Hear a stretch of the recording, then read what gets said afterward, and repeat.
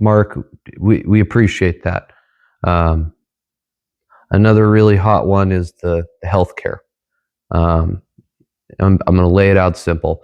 Over the past 4 or 5 years, we've gotten less and less months in the bank. Yeah. That, we have runoff. It's slow. You might be out of work for 2 years. You got 2 months. And I went and looked at the healthcare changes, and it's like you get one letter in the mail. Every member, one letter in the mail, change of benefits, increase of benefits. Next one, reduction of hours bank, change of benefits, reduction of hours bank. And regardless of what these things are, it's pretty clear that adjustments are being made to what healthcare benefits we have, and everyone is suffering as a result of those decisions. And I know that can't be easy. A lot of these things are medically necessary and serious. They do have a small list of the things that they are, but I really don't think that's the point. I mean, I want to ask you, how do you plan to make those difficult decisions? Do you plan to continue to expand those healthcare benefits, or would you more gear towards, strengthening the solvency of the healthcare fund, returning the hours bank, and kind of emphasizing towards that? Because I think members are split between two sides of the coin on that, because some want more general benefits for their family for longer, and others want different benefits or specialized ones. So it's a hot button topic. What's your take on it? Yeah. So I'm just going to tell you, I don't know enough to legitimately speak on that. I know that the business manager will become one of the trustees. I mean, the business manager is one of the healthcare trustees, and then there's two other healthcare trustees that are appointed by the business manager. So there's a lot of responsibility there, right? You're the guy, and now you're going to appoint two others, right? So it's kind of where, whatever your stance is, and then NECA has their trustees. We all have to work together. Now, Gillian is fantastic, and she is like our head for the healthcare at this point, and she's very knowledgeable, and so I'll definitely be leaning on Gillian some. Additionally, I have thoughts about this, right? But maybe they're not all in the right place. I'm not sure, because I don't know all of the answers. One of the reasons I lost my job is because I was asking these questions of one of the healthcare trustees, Nicole Grant, and was asking, like, how are we making these decisions? What's the actual process of the healthcare trustee? Are you gathering data and saying, okay, well, we have this many members needing this thing that we aren't covering, and what's it going to cost to cover? Or we over here, we have this many members currently being covered by this, but we're going to cut that coverage, and like, there's going to be give and take, right? There's going to be compromise, but how is that decision being made? Who's making it? It's the trustees, right? Or is there, like, on the pension, is there an actuary, right, above those trustees? Or are we just literally shopping for insurance at that trustee level, and using the size of our membership, 6,000, approximate members, to say, hey, we want to buy into this plan, and that plan automatically covers those things. Is it a la carte? I don't know. So I'm asking those questions. And as I went further into asking those questions, I gave an example. One of my brothers, his wife wasn't able to get glasses. They had met their $250 yearly coverage for vision care, and so, which used to be better. We used to have better vision care.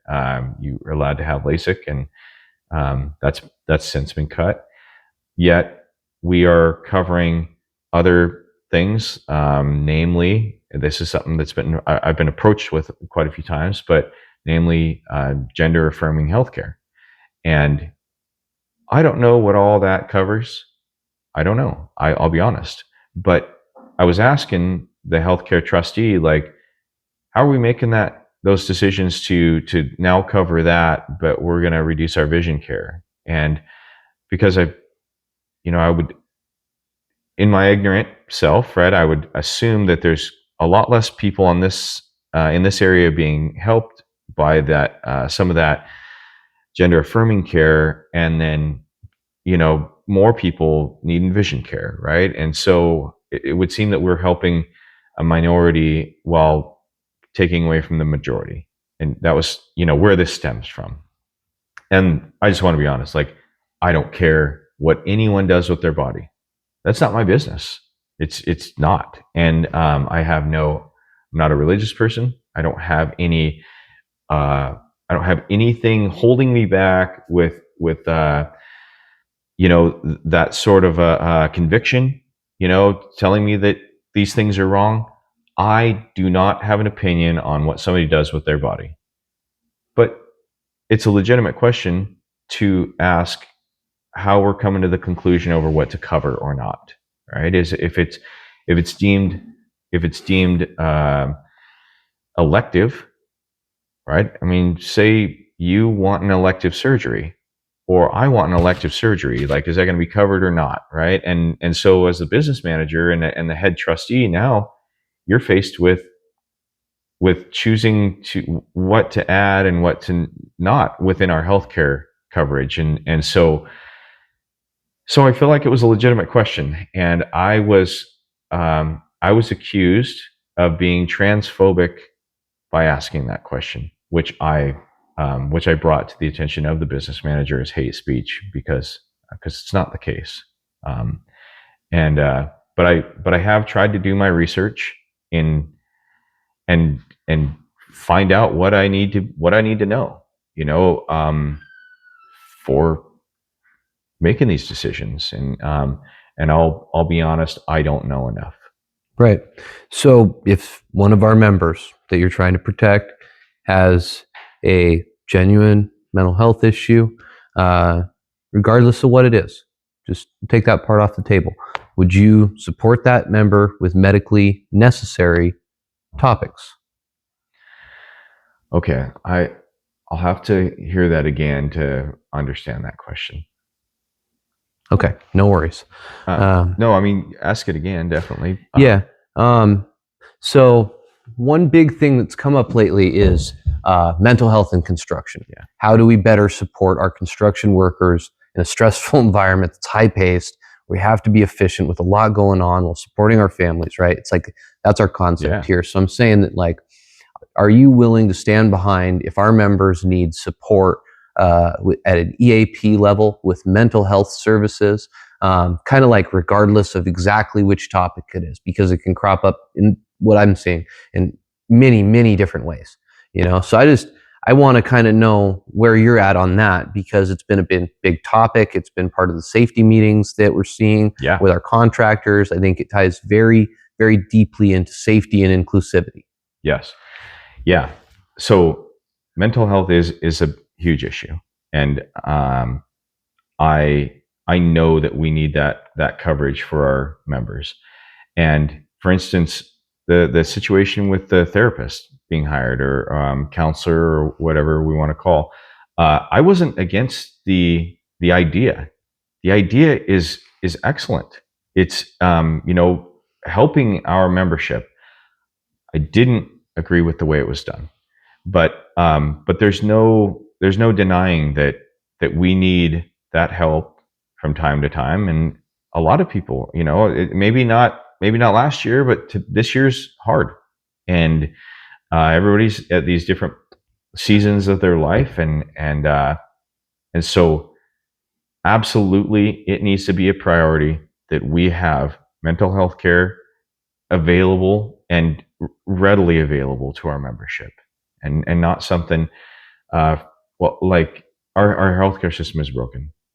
Elise, my fiance, she was looking to get into a dermatologist, and they scheduled her. This was last week. They said they could schedule her for April of 2027. Wow. a year, right? And that's across the board. Trying to get into to specialists, we're facing these massive wait times, and I understand that mental health is not something that can just be delayed that long. And same with same with other things that we have going on. You can't just delay them for a year. They need to be addressed sooner, and I would like to see those changes. I don't know what the answer is to some of that, but I would love to look into it further. Absolutely. So if I come to you and ask for a nose job, what are you gonna tell me? Yeah, I think that one's on you. Okay, but a prosthetic if I need a new leg, you know? Yeah, I that is the ability to get to work, right? To me, that's not elective. That's something that allows you to be a productive member of society. You're not then on the system. You're not a taker from the system. You're working.